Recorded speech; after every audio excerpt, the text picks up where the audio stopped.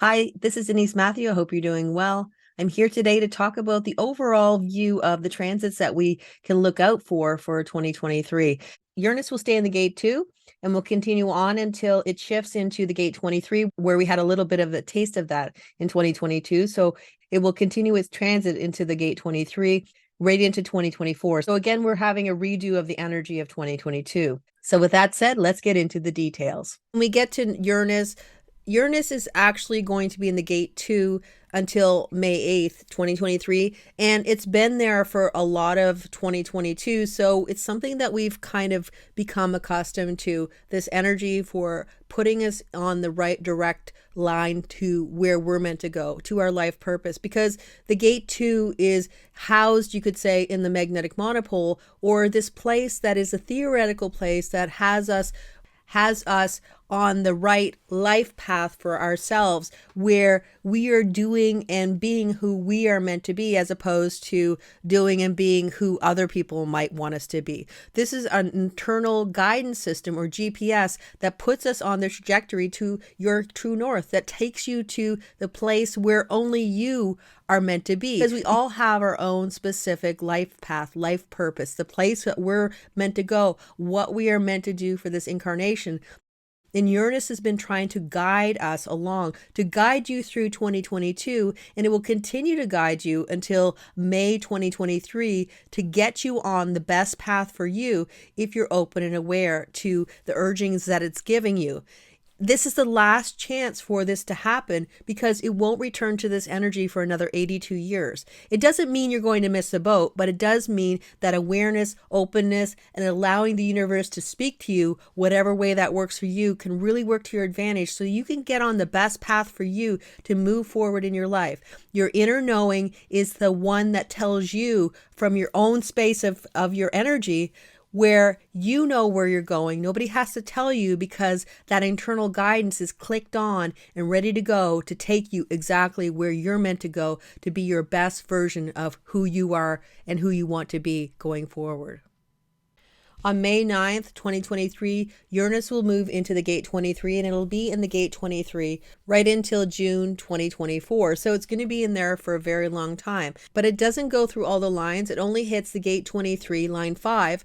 And once again, this idea of a planet repeating some of 2022 is happening again, because we know that Uranus is going to repeat the trajectory of the gate 2, but also the gate 23. It was in the gate 23 for a very short stint, from August 14th to September 3rd, 2022. So it kind of gave us a taste of what that meant. And it was only in the gate 23, line 1, which is proselytization, which, as we know, is a foundational energy for the gate 23. The gate 23 is assimilation.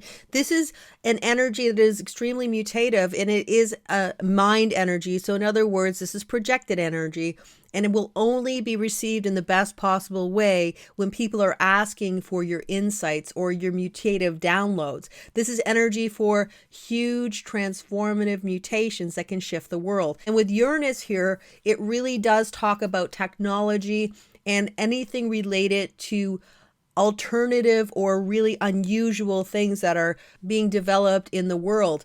We also can say that the gate 23 is called an immoral gate or amoral gate. And what that means is that inventions, new innovations, new technology, a lot of times don't worry about what's in place already. In other words, when we have these new and innovative ideas, they don't care about what's happening to the people who are doing these jobs that are maybe going to be obsolete when we have this new technology come in. And that's what it means when it's called amoral or amoral. So that is what we know, that when this energy comes, it comes as a force, and it can bring some hugely innovative ideas, innovative things that we've never seen before, but it can also kind of ruffle a lot of feathers. This really does look like a rise of AI, because we know that that's already happening, but we also might have some of this concept of, do we really want to move forward in the way we are, rushing so quickly? And there might be some pushback on that, as much as there is this advance to get more and more AI to run the world. Now, from a personal perspective, the Gate 23 is really talking about this idea that the less we use of our words, or the more succinct we are when we're trying to explain ourselves, the better things will work out for us. Because if we're trying to be more convoluted and complex in our explanations, people may not get us. If we look at the picture of the card that is representative of the Gate 23, we see this castle that is in the glass orb, and the whole point of it is, how do we get that castle out of the glass orb in a way that we can put it outside of the orb and other people can touch it or look at it or whatever it is, because that's the whole point of the Gate 23. We're trying to find the right words to get those ideas, those innovations, those things that we have inside of us out into the real world so that we can move it to the next step to have it manifest in the real world. Now, one of the best ways to show this energy is with Steve Jobs, who had the energy of the Gate 43, which would have hooked into the Gate 23 with his partner.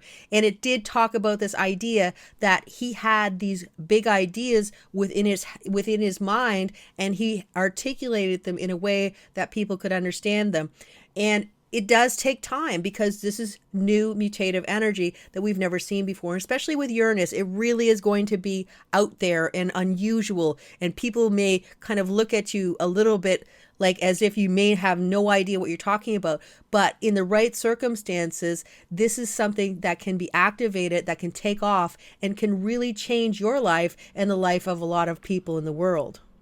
And this energy in play with Uranus directing it for a good part of 2023 really does talk about this idea of new and unusual, unique information, or even unique contributions, or you being unique is going to be something that people are actually aligning with and feeling that that's the way of the future. So in other words, being unusual and your own unique self is something that is 100% encouraged as we go through 2023.